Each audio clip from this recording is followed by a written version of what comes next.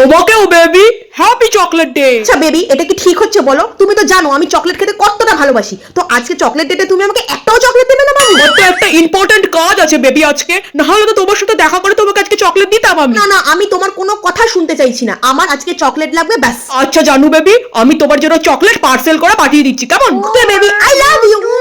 ওমা বলছি, শোনো না, আমার না একটা পার্সেল আসার কথা, কিন্তু আমি তো এখন চান করতে যাচ্ছি, তো এই পার্সেলটা এলে তুমি রেখে দিও, কেমন? কি যে এদের রোজ রোজ এত পার্সেল আসে কে জানি, খালি খালি পয়সা নষ্ট আর পয়সা নষ্ট।